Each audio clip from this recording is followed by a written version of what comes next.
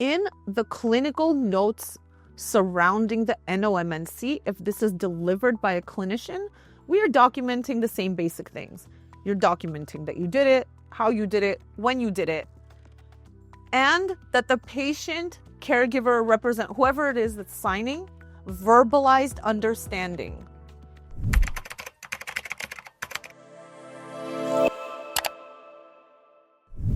Did you know that Medicare no longer requires the Notice of Medicare Non-Coverage to be delivered exactly at the 48-hour mark prior to the end of services?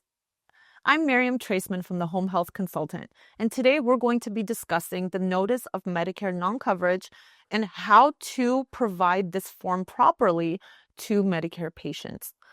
If you like our content, please like, subscribe, and share with those you feel will benefit. What is NOMNC? Well, first, it's a mouthful, but the Notice of Medicare Non-Coverage form notifies patients of their last day on your service, whether it's home health or hospice, or honestly, a lot of other kind of healthcare sectors fall into having to do this form. This form is required by Medicare, and it comes in every language you can think of on the Medicare website and has been recently updated as of this year. So if you're still using the old form, please make sure that you're getting the new one, because there is a new form and we do need to use the most current forms per regulations. Now, the Notice of Medicare Non-Coverage informs patients of their last day of coverage. Why is this important?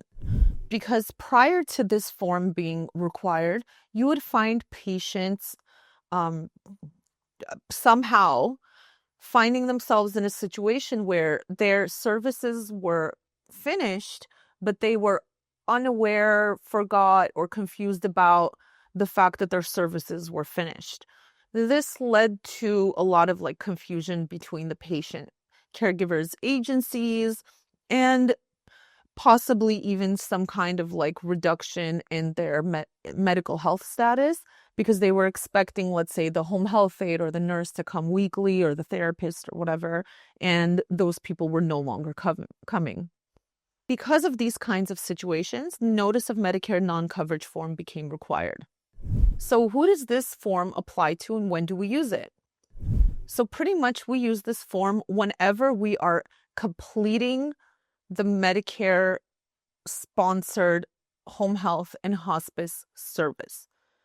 This can be due to lack of medical necessity, meaning goals met. It could be based on possibly the patient no longer qualifying for the health service. You could have a situation where goals haven't been met, but the patient is no longer meets home health or hospice eligibility criteria, and things like that. Whatever the reason that you are ending services, providing the Medicare Notice of Non-Coverage is very important and is a requirement for Medicare. So a couple of rules around providing the form. First of all, the form has to be provided at least 2 calendar days before the services end. This ensures that the patient is notified within enough of a time frame so that they don't forget about this. Because if you tell the patient, let's say 30 days before, that the services are going to end in 30 days, we are really talking about geriatric populations. They may have memory loss, things like that. Their caregivers, who could be their spouse, could also be struggling with these issues. And so it's very likely that unless you do it in a shorter period of time, that people can just simply forget that you've notified them. And honestly, I'm like that myself. I can't remember what I ate yesterday. So if you tell me 30 days in advance that something's happening in a month, I'm not going to remember anything. So for the geriatric population and me, we need 2 calendar day notice. If the service is not done on a daily basis, which is like every home health and hospice service, pretty much this can be done on the second to last day of service. But just from a best practice consulting point of view, we really recommend just doing it in that 2-day, at least 2 days beforehand period, and sticking really close to that time frame. So when we're saying at least 2 days before the services end, we're not saying at least 2 days up through the day after the services started. You really want to stick very close to the end of services if you know. Of course, there are situations where you might not know about something and the care is terminated. Things like the patient refuses care.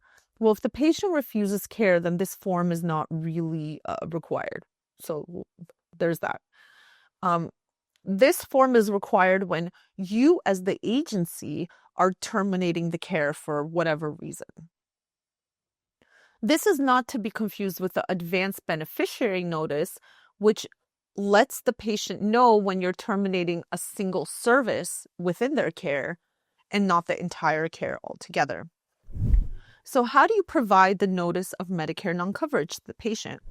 Well, it has to be personally delivered to the patient or their caregiver or representative and signed by one of those people, as well as verbally explained in detail. When this form first became required, the rule was it had to be exactly 2 days prior to the end of care. And this created a lot of operational challenges and logistical challenges on the delivery of the form. And so at some point in the past few years, Medicare has changed their requirement to give you more than like exactly 48 hours prior to the termination of care. We are so grateful that Medicare has made this step, because especially in home health and hospice, where the patient is in their home, not in our facility, and not coming in every day, and we're not necessarily seeing them every day, because home health and hospice, specifically intermittent care, meaning it's not daily care unless you have an exception kind of service. So it is very hard to deliver this form like exactly 48 hours in advance.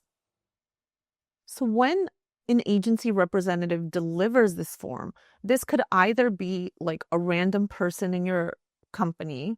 It could be your hospice volunteer that delivers the form. By the way, a really good use of hospice volunteers if you're struggling on how to use them, and we can do a different video on that. And also it could be the clinician that sees them last right before the discharge visit. It should not be done at the discharge visit, because now we're not meeting the requirement of the 2 days advance notice.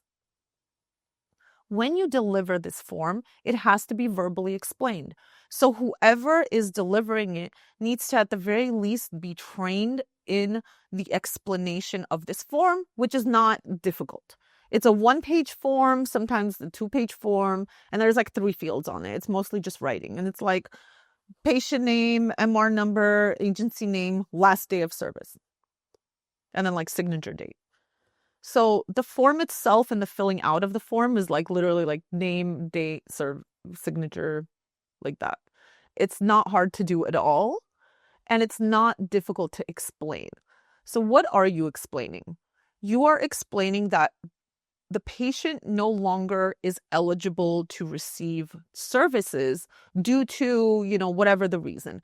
Goals met, they're no longer eligible for the benefit, whatever. You're also explaining the exact date that the services stop, and sounds obvious, but that the next day the services will not be available to that patient. While this seems obvious, just explain that.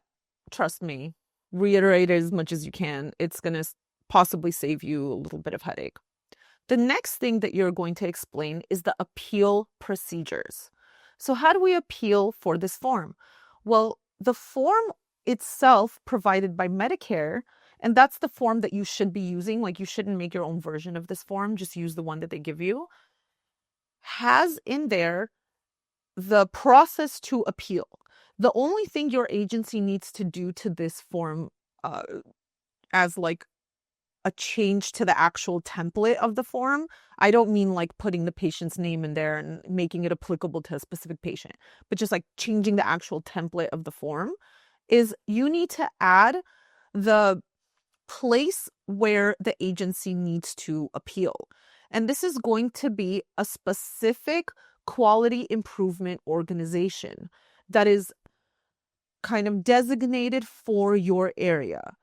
And so these are organizations that are contracted by Medicare to do a few things, including like ADRing your charts and reviewing your charts and things like that.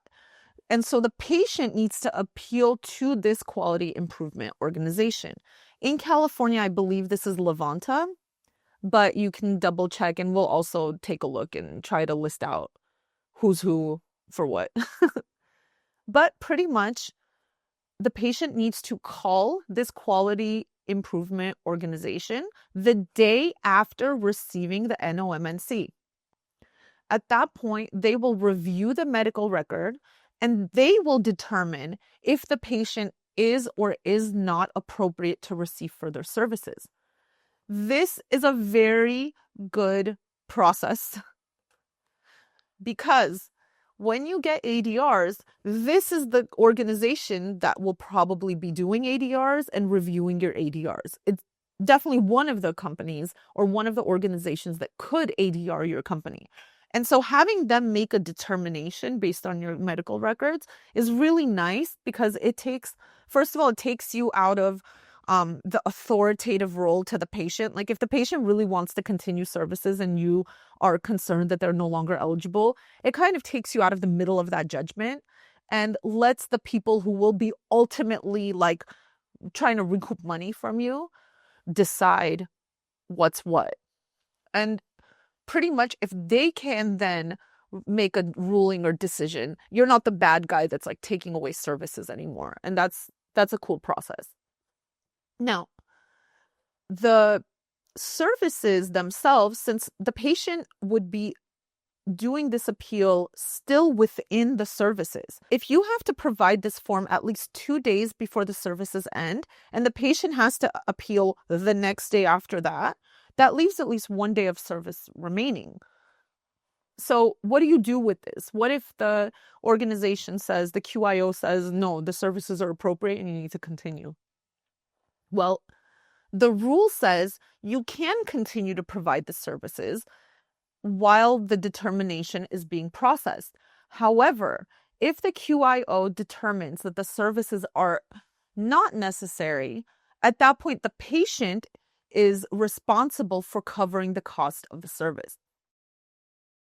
Okay, we don't love that because like most patients can't cover the cost of the service. So really consider these situations when you're going into an appeals process. So how does this reflect on your charting?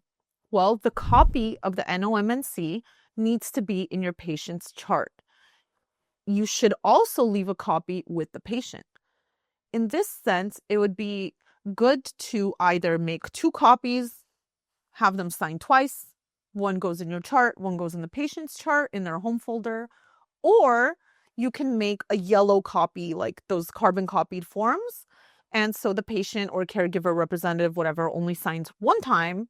And then 1 copy goes to them, 1 copy goes to you. Just make sure that it's legible and that you definitely keep a copy in your charts and you definitely keep a copy in the patient's home folder. Of course, you could go above and beyond and you can document the date and method of delivery. Technically, the date of signature is the date of delivery. The method of delivery, I mean, we recommend that it's in person, not mailed.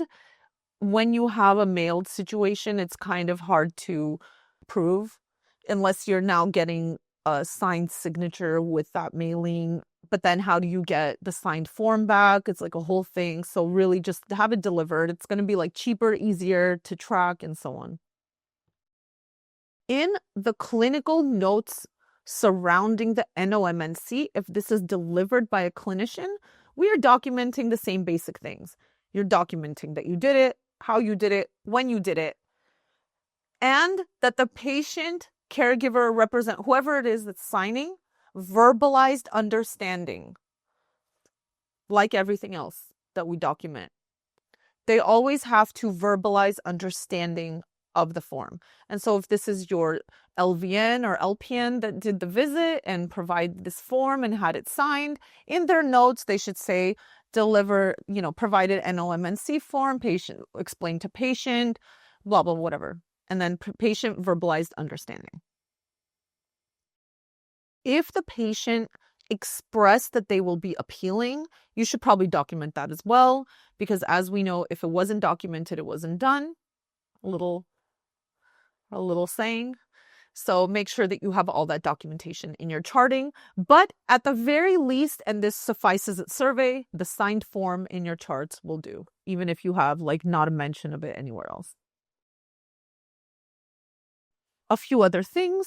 Again, as we've said before, please make sure that whoever is delivering the form, whether it's a clinician or a hospice volunteer or somebody that you have driving around delivering things, that they are well versed and properly trained in the form, that they can answer questions that can come up about the appeal process, or at the very least, that they can contact any person who can while they are in the process of delivery. Because what you don't want to do is deliver this form, then have all these hanging questions. Let's say the patient wants to appeal, then they have to appeal the next day. They're not aware of this time frame. Now you have a problem. Just do the thing. And lastly, as with everything else in home health, hospice, healthcare in general, if you can provide the form in the language that the patient understands, or the caregiver, or whoever is the representative, that's the best case scenario. If there is not that option, but their representative, caregiver, or whoever does speak English and can translate the form to the patient, that suffices as well. But this does need to be documented actually in the clinical record. But as I've said before, Medicare does provide this form in a plethora of languages, and chances are your language will be there.